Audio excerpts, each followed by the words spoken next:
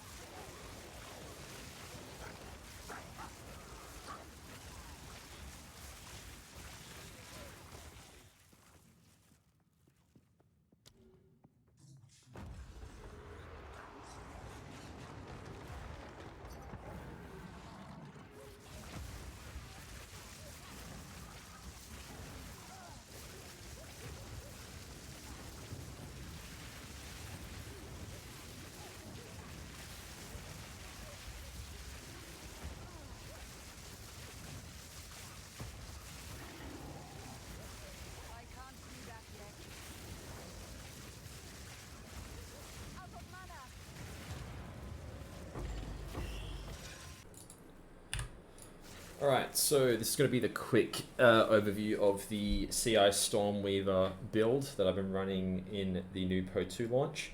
I've been getting a lot of questions about the build. As you can see at the moment, I am the third on the ladder as the #1 Stormweaver. And I just want to do a quick overview as I'm going actually on holiday tomorrow, and I'm sure a lot of people want to know the ins and outs of the build. So, as you would have seen before in the intro, it can do pretty much any map mod, and that's due to basically all the ES here, and also the massive amounts of mobility with your actual running around it with the actual skill. So we'll just quickly get into the skills. So first we have Spark. I've got a level 19 Spark with +4 for my weapon. Got about 15.5k. It's a bit deceiving here because the duration, what it essentially does is it bounces back and forth off things. Spark mechanics, those are familiar with Pro 1 will know how this works. Does a ton of damage, stacks up on bosses. Still don't think it's anywhere near the damage of some of the other builds, but it gets us through the tier 15 maps for now. I'm not sure about any of the pinnacle content, haven't got up to it yet.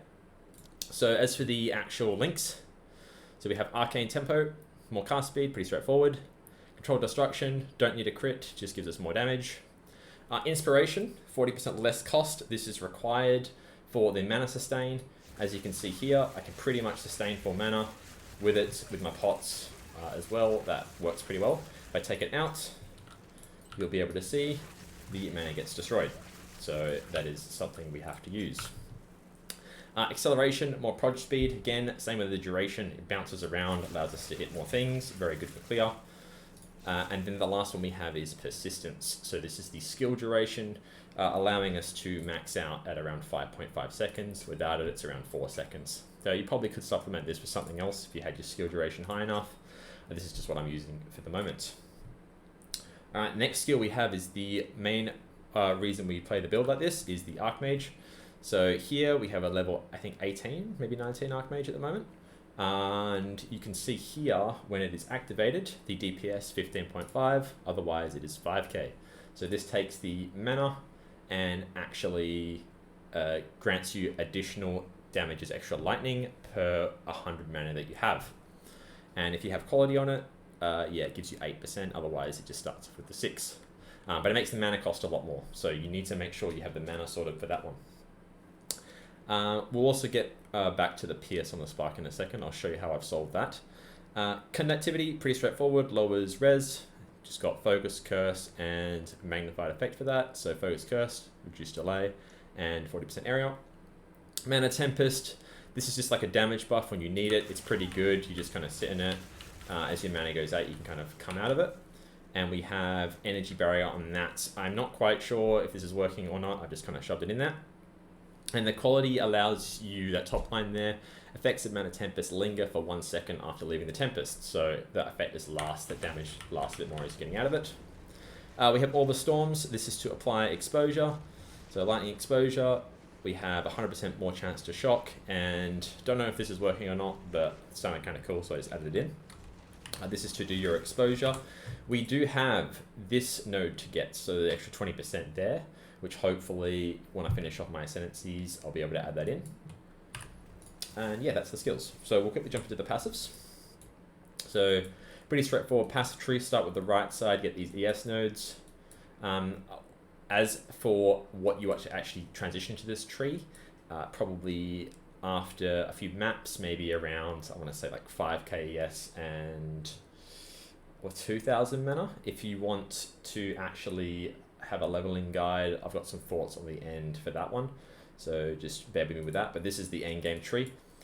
So yeah, come through here, get this ES stuff, and a few dex nodes. You're gonna need these. Focusing on some increased energy rate here. Faster start's really good for the build. As you can see here, I've got 260, which I think it's around a second in terms of delay, something like that. Notice I haven't gone to the Arcane Blossom here. I just felt like the points could be better served for more ES, but if you need that mana regen, you could come into here and sacrifice somewhere else. Skill duration is very important. This will is kind of nice, especially if you have a good helmet. Cheeky jewel socket here, cheeky jewel socket here. On these ones I have faster start, skill duration, faster start and cast speed spell damage on that one. But skill duration would be a bit nicer on that. More ES, some more LE damage, arcane effect. Hanging on the top, more ES, more pen. This is pretty nice if you've got a lot of int, which we do. We have about 250. And then coming around here, finishing off with our CI. Now, important with this tree is going to be the Anoint. I do not have Pierce in my main setup. It costs mana, and I really didn't want to spend that extra mana. So I've got the 50% Pierce over here, and I've got the other 50% made up in 3 jewels. So 19, and I have an 18 there, and I have a 14 here, which gives me on my Spark, if we have a little look, we have 101% Pierce chance without using the gem. So hoping that works the way I think it does, creating as kind of a pseudo 7 link with the no mana cost for that. So that's why that is anointed over there. Okay, gear. As you can see, massive ES pool. ES is going to be pretty OP coming into Path of Exile too. And I transitioned to it pretty quickly, and I've noticed that the number just keeps going up. I found it difficult to get a lot of mitigation layers with other types of mechanics, especially compared to Path of Exile 1. So we just decided to get big number as high as I could and tanking all the hits I can. The hardest I've been hit by something is like 11k or 10k, and I didn't die from it. I haven't actually been one-shot yet on this character. It just shows you how strong ES is. But I'll go through the gear. So we have the wand. We just want to get mana plus lightning and cast speed. Cast speed is going to be one of those things that scales quite well. Again, our ascendancy, we have our force of will, and that gives us arcane surge, and it scales the arcane surge based on the mana. So 10% more cast speed, we have a ton of mana. This is going to be scaled the effect on that even more. So it's a more modifier on there, so your cast speed base will get multiplied by that. So getting cast speed where you can is really important. Now we have some spell damage. I don't actually think the extra gain as fire is that strong. You might want the just lightning damage instead. Lightning damage and spell damage higher on that one. That's what you're looking for on the wand. Helmet, you want mana and high ES, and your reses to fill those out, because res is quite difficult to get. I am currently almost capped on cold. I just need a couple more pieces to sort out and I will be capped on that. It hasn't really mattered too much, but yeah, you're going to have to find some res in those places. Next, look at the amulets. Everlasting Gaze, this thing's OP. If you see how much ES I have here, 13.5, take it off, 10k. That's giving me a good chunk of ES on that one, and also some good mana regen rate. So 724 and 550. So it's very, very strong for that one, and just make sure you anoint the piercing shot. Shield, high, yes, that's not very high on this, but I did what I could. You want cast speed on this if you can.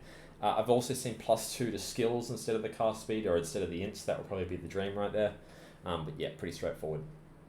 We'll talk about the rings at the end. Chest piece is much ES as you can get. Big issue I ran into this build was Ignite. So normally Ignite lasts, I think, for 4 seconds. Yep, 4 seconds by default.